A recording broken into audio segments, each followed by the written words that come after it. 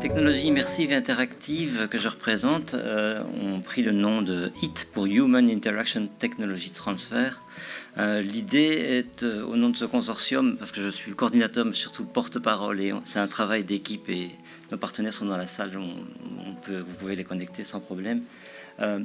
L'idée, c'est que les technologies immersives interactives sont issues d'un secteur créatif, mais qui sont aujourd'hui arrivées à un niveau de pertinence, à un niveau de maturité technologique, tant au niveau hardware, avec des casques de VR, des casques de réalité augmentée, qu'au niveau des méthodologies et des capacités à être interfacées et utilisées, transférées vers d'autres aspects de l'économie wallonne.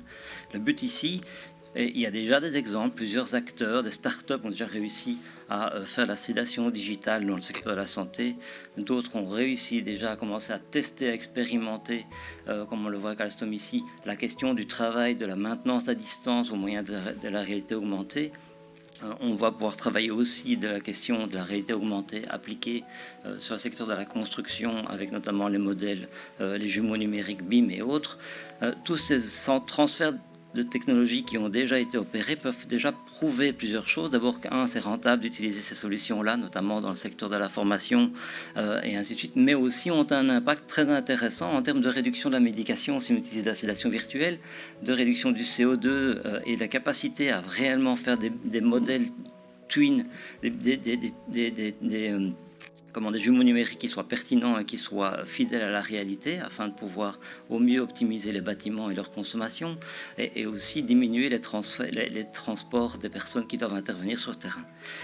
Et au niveau de la formation, il a déjà été prouvé aujourd'hui qu'on va être beaucoup plus pertinent en utilisant des casques de réalité virtuelle, notamment grâce à une captation respectueuse au niveau éthique d'un certain nombre de paramètres, mais aussi en utilisant un certain nombre de paramètres qui existent et de méthodologies qui viennent du monde du secteur, notamment du jeu vidéo et du secteur des neurosciences, qui permettent de valider et de rendre pertinentes les modes de fonctionnement dans ces environnements immersifs.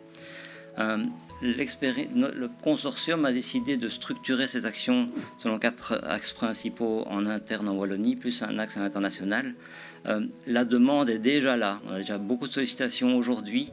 On est impatient de pouvoir initier nos actions de transfert technologique, notamment au travers d'une solution Test Before Invest dans Digital Wallonia for XR avec l'aide de l'agence numérique. De faire émerger des solutions et d'essayer de les financer avec l'aide des différents partenaires du financement wallon. Mais surtout, et je voudrais insister là-dessus, c'est de s'appuyer sur les talents que l'on va activer au travers d'une académie appelée XR Academy Wallonia, parce que ces talents sont nombreux, sont déjà présents, et c'est à ce niveau-là que nous sommes vraiment intéressés de faire parvenir ces talents dans vos industries. Merci beaucoup.